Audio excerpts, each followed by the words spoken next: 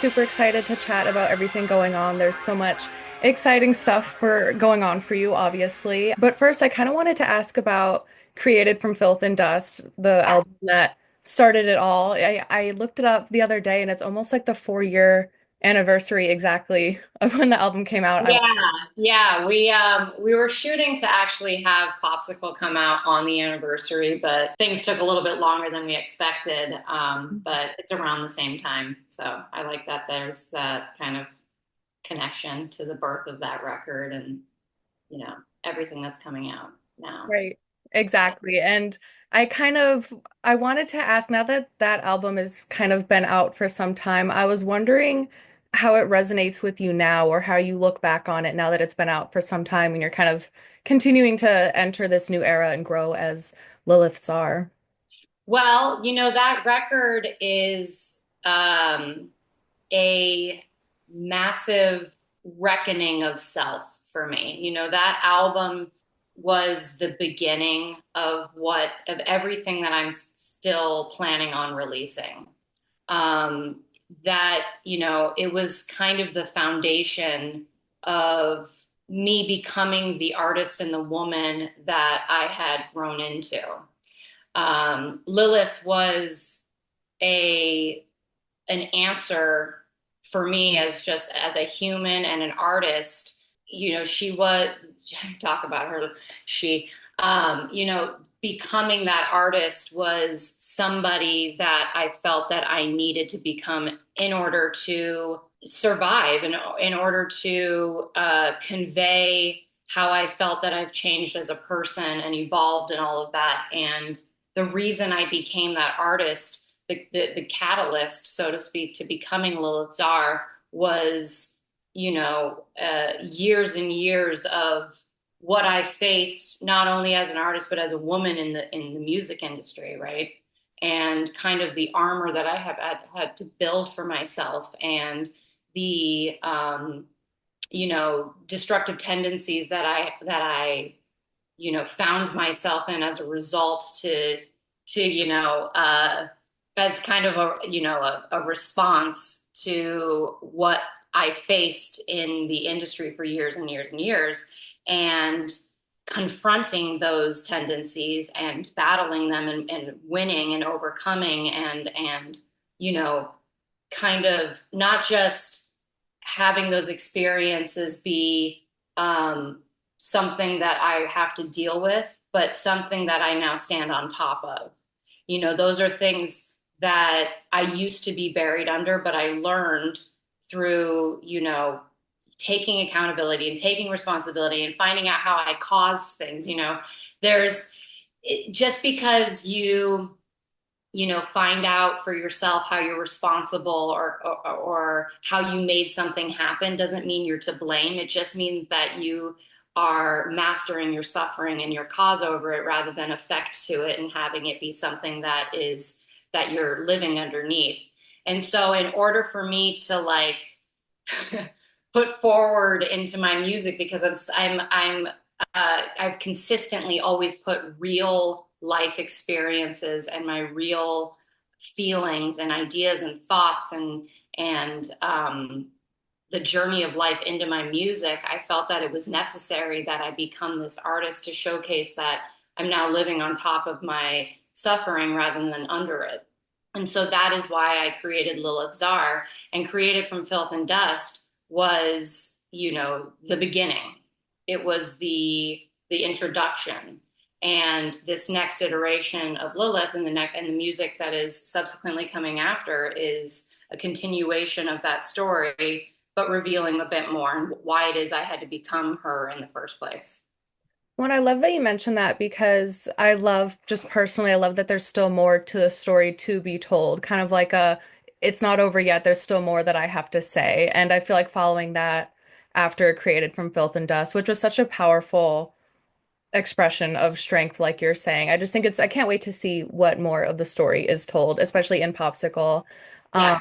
Which I wanted to ask about the story behind that, of course, but first I wanted to dig into the song or the sound of the song. I feel like when I first listened to it, it was just something I feel like we've never heard from Lilith before. It was just so heavy, and I absolutely loved it. But I wanted to ask if that change in sound, going a bit darker, a bit heavier, was that planned for you, or how did that song kind of come together sonically? So Popsicle was, lyrically, sonically, production wise, all of it was a result of fucking years of being told, like, you got to sound like this, you got to change your voice, you got to be more pop, you got to, show more skin. You've got like years of basically be like having like the fundamental refusal to see me at all for who I am and who I wanted to be and who I was, trying to be as an artist. I got into this industry because I wanted to help people.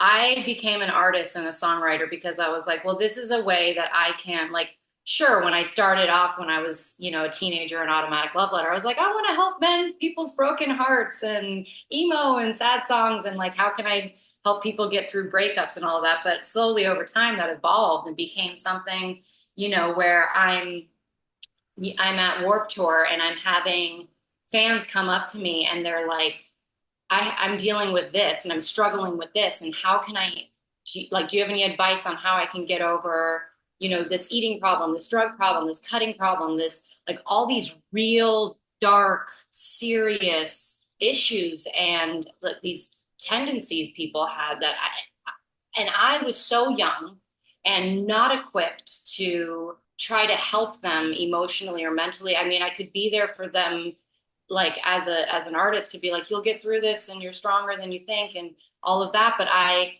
didn't have the tools or like and I was dealing with my own problems, right? Mhm. And so it's actually why I created this company I have called Never Take It Off. It's a jewelry company where we, make pieces that people can wear as like promises or vows to themselves because I wanted to come up with something, some way I could help people. Mhm. And so through the years of trying to deal with my own issues, I was also like it was at the forefront of my mind is how can I help people? How can I write songs that can resonate to listeners to listen to their inner voice to know that they're powerful to know that they're so much stronger than they believe they are and that was something that people weren't really interested in me doing.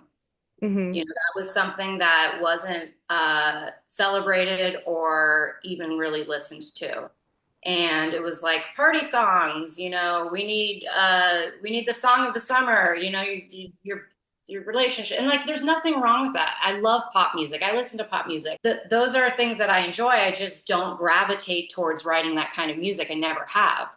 And um and so Popsicle is like this song was a result, but again, sonically, production wise, the lyrics, everything was a result of me fighting against that for a really, really long time. And so the, dichotomy between like the verse and like the chorus, Mhm. I wanted to have that kind of tug of war pull between like really dramatically heavy and like kind of going as far in the direction of what I've been trying to do and have this like kind of more pop like sensibility to the choruses and even kind of in the second verse. I wanted to convey that tug of war that I really dealt with in my career. I wanted it to be in the song. And so that's why like, there's such a contrast. It's kind of like a experience listening to the song because there's so many different, genre elements.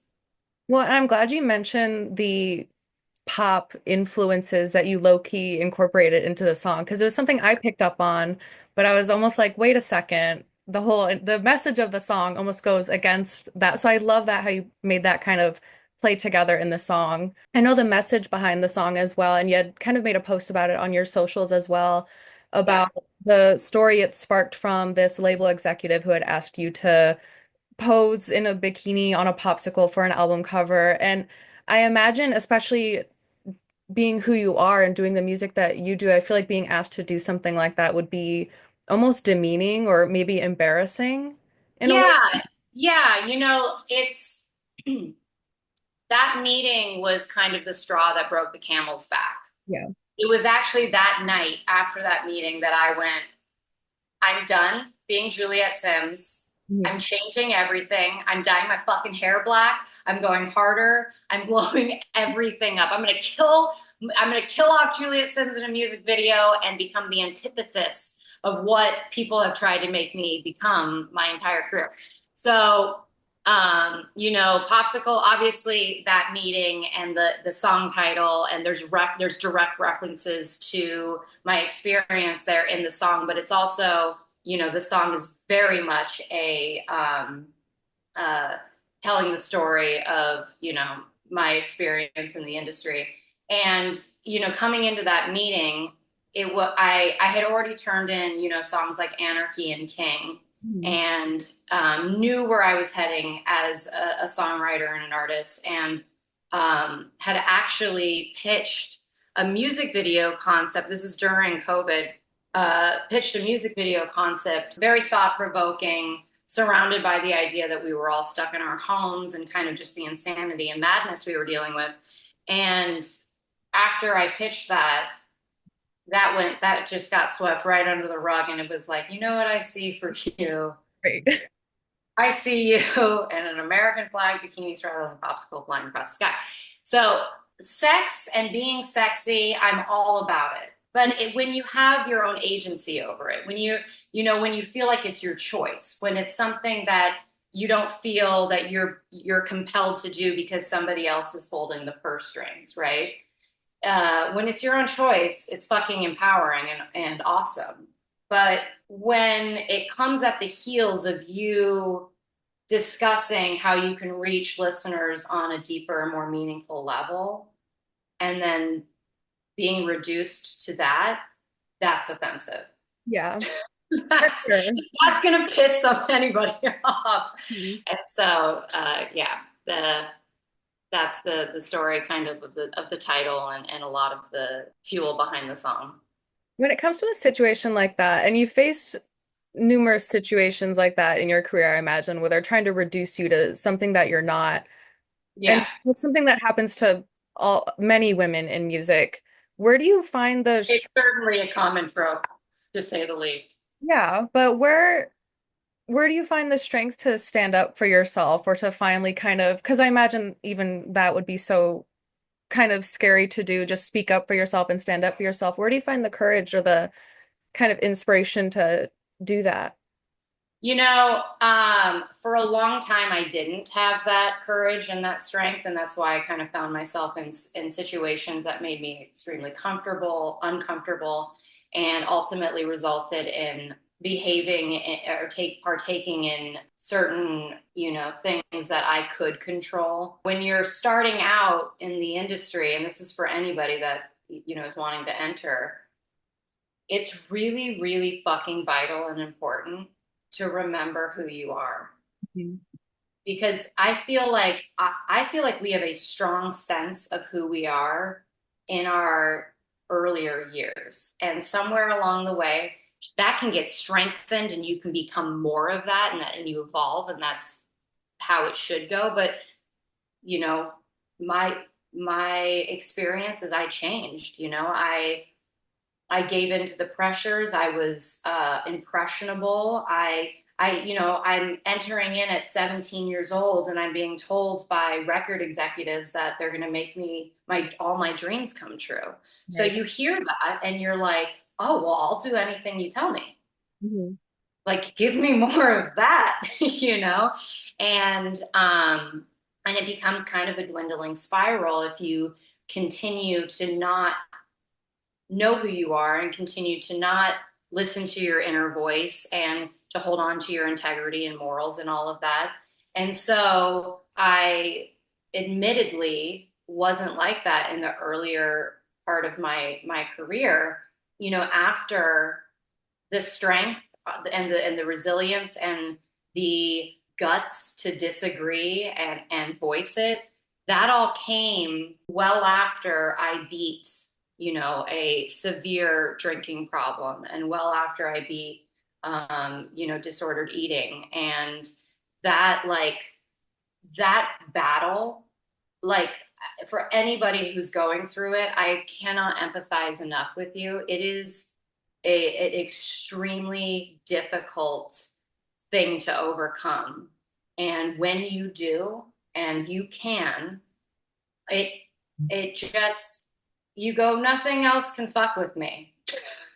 You sort of do become unfuckwithable, because it's like, it sets things in, it puts things in perspective.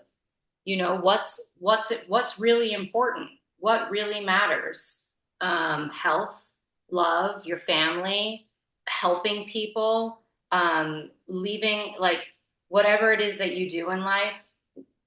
You go, well, how can I take this Dante's Inferno hell that I went through and put it to good use? Like, how tragic would it be to go through something like that and then not use it to possibly inspire another person or help one other person through their own version of it? And so I think ultimately the strength to stand up for myself finally came from sheer iron will that I had to pull myself out of that and help other people. I held on to, I just went, nope, the thing that I started with, that's why I am here, and that's why I'm doing this. And so fuck you if you don't get it. So you do have to stand up for yourself, and at the end of the day, if you want to feel good about yourself, just stick to your morals and in your integrity, and don't give a shit if someone's not going to like you for it. Hmm. Well, and thank you for sharing that. I feel like that's such wonderful advice, not even just for people in the industry, but for anybody who kind of wants to pursue something and maybe they're being sort of forced to not reach those dreams that they envision for themselves. So I think that's very wonderful for you to share. Yeah. And kind of going off of that, I was interested in, as somebody who you've been in the industry for many years now, and you've always, of course, have been vocal about just feminism and being a woman in the industry in rock music. I was wondering what your thoughts were on maybe how the inclusion and treatment of women has maybe changed over time, maybe since when you first started. Do you think it's gotten better, or what are Oh, your— it's definitely gotten better. I Yeah. mean, I think that when I started, it was certainly very uncommon for women to be pursuing rock. There was just not many of us at all, which is why, there was a lot of pushback, and years of record labels being like, well, women don't succeed in rock. Your voice is already raspy. You can't have live guitars or live drums behind it. It Mhm. was a lot of fighting that. And it was also at a time where, women's physicality was the forefront of their art, and that's why it's such a common, like, I'm sure men deal with it as well, but it is much more prevalent for female artists. And what was your question? No, you're good. Just maybe your Yeah. thoughts on how the treatment of women in music has Okay. changed. Right. Yeah. So yeah, it has certainly evolved, and it's certainly gotten better. I think that probably if there, it's still going on. I think it's probably a lot more hidden and a lot more secret. Mhm. But because of the internet and because of social media and, listeners and fans having a voice and, kind of dictating what they like and what they want to see and what they want to hear, it used to just be in the hands of uh, these giant corporations. And now we're living in a time where it's like the listener kind of gets to decide, and people want authenticity. They want to see real. They want to see, they don't want it to just be all polished and fluff and everything's great. And I'm a perfect human being with nothing wrong. And here's my, like, I don't think, at least for me, I mean, I could just be talking about how I feel, but like, I want truth and real, and something that I can hold on to for for whatever it is I might need that day. Um, so I think that it's become a lot better for women, and there's certainly a lot more women in rock, and we like women to me, I feel like are at the forefront of music. And so it has gotten better, but that doesn't mean it's gone. Right. Well, and I'm glad you say that because, like you just said, women in rock music, pop music, whichever, I feel like we're just seeing so many more female faces kind of Yeah.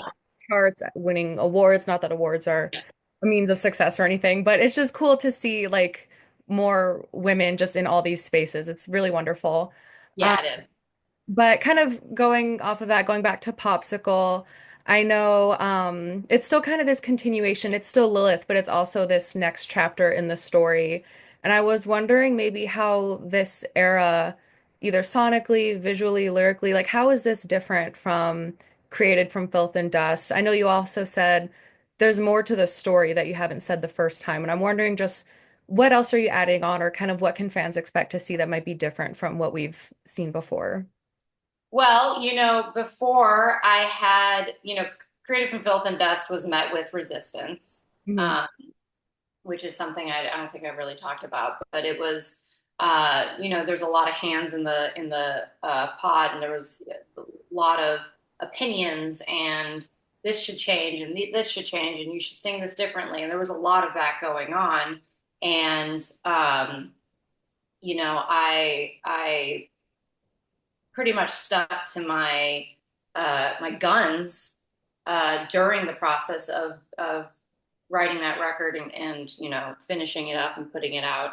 Um, this next iteration is free from any. It's just what I want to do. I have a core group of trusted collaborators that I love to write and work with. It's been uh, extremely liberating to just go into the studio and create and write and sing and say and produce exactly what it is that I'm hearing. The last record, and this is no discredit to Created from Filth and Dust whatsoever, because I I'm very proud of that body of work and that record. But this next iteration definitely, it's harder, it's darker, it's got more risks, a bit more balls. There's I'm combining different genres. You think Popsicle is a wild ride? Wait until you hear the next one. So you can definitely expect the unexpected, I guess. Well, no, that's awesome. And I love when artists that I listen to just kind of go wild or just throw in something unexpected that maybe fans might not have expected to hear. So Yeah, I'm very excited. I yeah. know Popsicle, maybe if you can speak on this, if not, I understand too. But I know Popsicle, it's part of a trilogy of new songs coming out. And I was wondering what maybe again, don't want to give too much away, but I was wondering what those maybe other stories or other songs might be looking like for you. Well, I mean, you've seen the last, I'm assuming you've seen the last 4 weeks of my social media and Mhm. how I don't really give away much. So I do plan on being a little bit tight-lipped about the next songs, but I am releasing this independently. Mhm. So given the nature of an independent release, things take a little bit. There's a little bit more time. And the next song, we have already jumped into the creative aspect for that, which I'm very excited about. It is pretty crazy. That song, the next song following Popsicle, is sorry. It's got a little bit of everything. Mhm. There's some EDM. It's very, very heavy in certain parts. It's like there's a breakdown. Um, there's a little bit of rapping and big soaring vocals with crazy Queen-esque harmonies. It's definitely something I'm very, very excited for people to hear. And then the song following that is this trilogy is kind of like it's kind of got a story arc, Popsicle being sort of the fall from grace, and the next song kind of being the losing everything, losing it all, and then kind of the third song is the resolution and what I've learned from all of that. So it does, all three songs do take you on a bit of a ride, and um, but it lands very nicely. So I'm excited for everybody to hear it. I'm excited as well, especially, I mean, just knowing how well I know you're such a big visual person as well, especially with this new era, and I'm so excited to just see how all the treatments come together, how the story is told. As a fan, I'm very personally excited to see how that's all going to play out. Yeah. I know, kind of going off of visuals as well, or even sounds, you mentioned Queen might be kind of a future influence. I know with this era, you've mentioned artists kind of like David Bowie who've had such a iconic look, sound. They were known for their eras and their music. So Yeah. you talked about it a little bit, but I was wondering who or what specifically for this era, what inspires you or who inspires you with your visuals, your sounds? Like who are your biggest influences right now? Well, first I want to say I'm sorry if you can hear our the lawnmower outside of Not the here. you can't, okay, No, because it's fucking loud as shit for me. meeting over um, here, it's really loud. So sorry if you can hear that. no, I can't. No, we're Okay. good. Okay, so there's been a lot of different characters and artists and fictional characters that have inspired me throughout my writing the last 2 years. Obviously, there's the obvious David Bowie and of course Stevie Nicks and you know uh, bands like the Beatles and the Rolling Stones and Elton John and Foo Fighters and Jimmy Eat World and My Chemical Romance and all the artists that I've always talked about. But there's also been a lot of inspiration that I've drawn from like, Medusa and Joan of Arc and Persephone and the Furies and Dante's Inferno and Banshees and the women during the witch trials and Buffy the Vampire Slayer and characters like Loki and like just taking these very inspirational both historic and fictitious characters and people and incorporating what they overcame and not saying like, oh, I'm the modern Joan of Arc. I'm not saying that at all. But, it's like you can like read all about her and you're like, dude, she was like a superhero. Mhm. That was unheard of in that time, right? And so a lot of it, my inspiration has come from just these different stories and goddesses and Greek mythology when it comes to like the visuals for this next era. You like everything that I've posted is just for one song. Mhm. Um, I what I decided to do with Popsicle because I'm releasing this independently, and because we're living in the climate that we are with music and how the music and the visuals go like they just go hand in hand. I wanted to kind of take that to the next level with Popsicle and create multiple visuals telling the story through the lens of this song. And I actually filmed 5 different music videos Wow. for Popsicle. Now, they're not full length, but they are, like essentially 60 seconds of the song. There's one visual that is the song in its entirety. And once you see it, you'll see why we didn't do just 60 seconds. It called for the whole song. Mhm. Um, but I drew a lot of inspiration into these visuals from, all the aforementioned people that I just named. So I love that you mentioned all these historical, fictional women through in Yeah. all these famous stories, like you mentioned Medusa, even Mhm. Joan of Arc. I feel like they were women who, at the time, were seen as like the villains, like the bad guy. And then it wasn't until, Hey, we've always been the bad guy, FYI. The story of Lilith is that she was created at the same time Adam was, right? Mhm. And, when Adam tried to get her to lay beneath him and submit, she refused. She's like, "What are you talking about? We're equals." And Mhm. so he went and tattletaled to God and told, on Lilith for not submitting. And then she was turned into a snake, and the rest is history. She's bad for not submitting to man. And that's subsequently Lilith or Eve was then made from Adam's rib because that would make her subservient to him. And then she was the one who committed the first sin by eating the apple. So women also were the first to sin.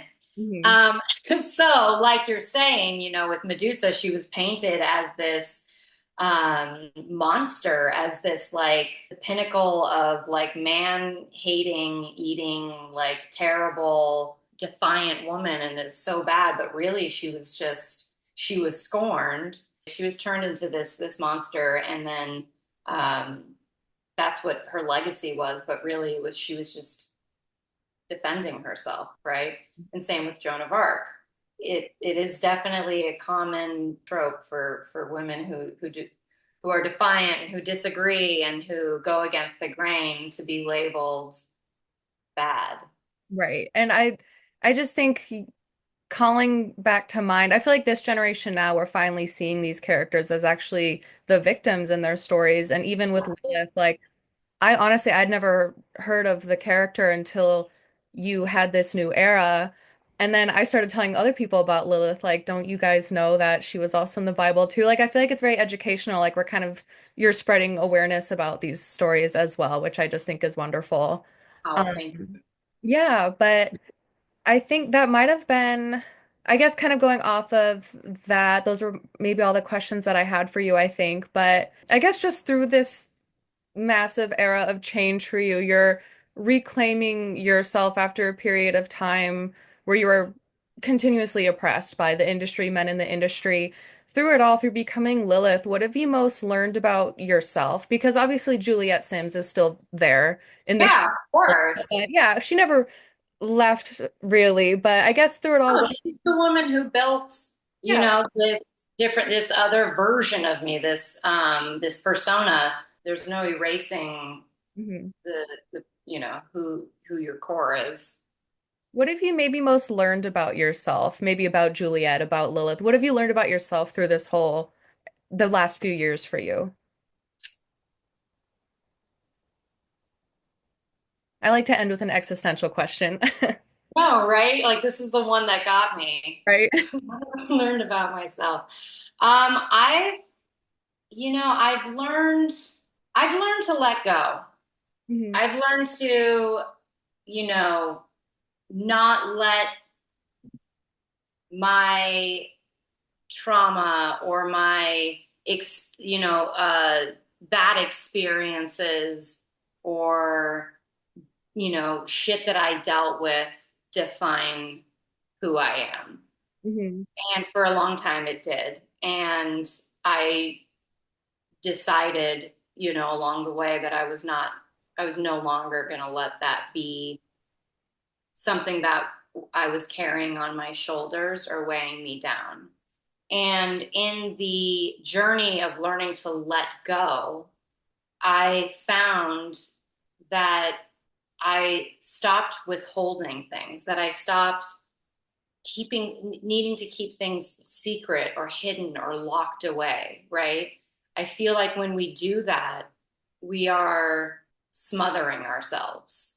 My best advice that I could give anybody is if you're dealing with anything that you're like ashamed of or afraid of letting other people know you know or something you might be embarrassed of or whatever, the always the best thing is to talk to somebody, tell somebody, let like get it off of your chest, your shoulders. Like, so I would say that the thing that I've learned the most in the past few years is that letting go and not being afraid to be exactly who you are and talk about and say exactly what's on your mind and is ultimately extremely freeing and liberating and you know makes you for me it's made me a happier person. And I feel like just that's such a wonderful piece of advice. And I feel like that is so well expressed through your music, through Created from Filth and Dust. And I feel like, not to make it like just for me personally, not to make it about me, Make but it about yourself. make it about myself. But I just feel like that album really found me personally at like the perfect time. And I was listening to it again, of course, leading up to this interview. And it's just such a cathartic album. It just exudes so much strength and it's just very inspiring. So very excited about what other music, what Popsicle might do for fans, kind of like what the album did for a lot of people. So just very excited to see what's in store. Very much. That makes me really, really, really happy, by the way. Just hearing that is like, that's why I'm doing this. Oh, absolutely. But yeah, that was kind of those are all the questions that I had for you. But was there anything else that you wanted to mention or maybe bring up for people that we might not have talked about? I mean, I feel like we covered so much. I'm very pleased with everything we talked about. I mean, the song comes out next, well, technically it comes out next Thursday at like 9 p.m. Pacific. But everything will henceforth be posted. You're going to see a lot of different looks and visuals and storytelling through the unveiling of Popsicle. And I'm so looking forward to it. I know I keep saying it, but just so excited to see it all come together, the reaction. Yeah, But congrats on everything. thank you. Um, and yeah, like I said, that was kind of all I had for you today. So thank you so much for taking the time. I'm a journalist. I'm supposed to be professional, but I've been listening to your music since I was like 11. So this was a huge moment for me. So just thank you so much. I can't thank you enough. Oh man, that makes me so happy. Well, thank you. That's awesome. And like that you are professional. That's you're good, girl. Don't worry about it. Yeah, of course, and thank you just for chatting today. I can't wait to see what just the future lies in store. So thank you so much. Thank you so much, sweetheart. You're so awesome. It was lovely, lovely speaking with you. Same here, and I can't wait for the article to get published as well, and I'll keep you posted, of course, on that. But yeah, just thank you so much. I appreciate it. Awesome. Talk to you soon. Yep, see ya. Bye. Bye.